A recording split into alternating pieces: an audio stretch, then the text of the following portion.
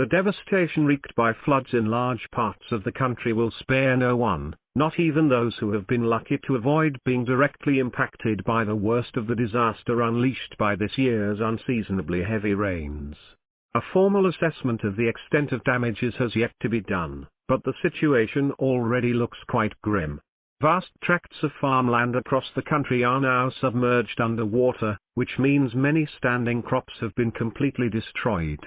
Hundreds of thousands of livestock heads have additionally been lost to the floods. Transportation and communication networks have either been disrupted or completely destroyed in many areas, meaning it is no longer easy to move goods from one place to another. Meanwhile, the people residing in the worst affected areas do not have enough food to eat or clean water to drink. There are reports that many are suffering from starvation. According to a report in yesterday's paper, citizens in Dera Ghazi Khan had mobbed a food distribution truck out of desperation to feed themselves and their families. Those heart-wrenching scenes are expected to be repeated elsewhere as the relief response has been slow and mainly focused so far on saving lives that may otherwise be lost to the floods. Given the extent of damage caused to crops and livestock and the disruption in transportation networks connecting farming areas to urban settlements, there are bound to be food shortages in the coming months, which will drive up food inflation even further.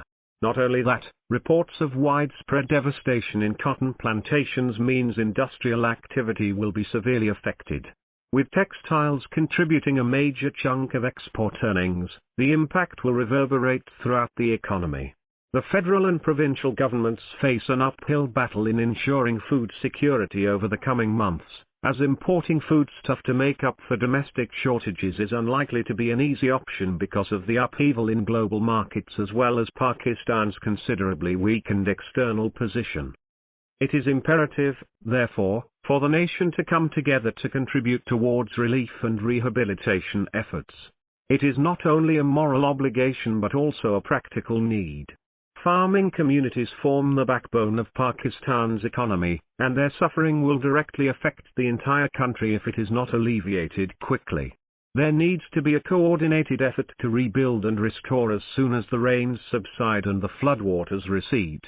Meanwhile, the government needs to set up a centralized crisis response task force so that it has better control of the situation and can address urgent needs like getting sufficient food and shelter to the displaced people. All federating units need to be a part of this task force to ensure there are no slippages in service delivery. Management of this crisis should henceforth be our number one national priority. Published in Dawn, August 27, 2022.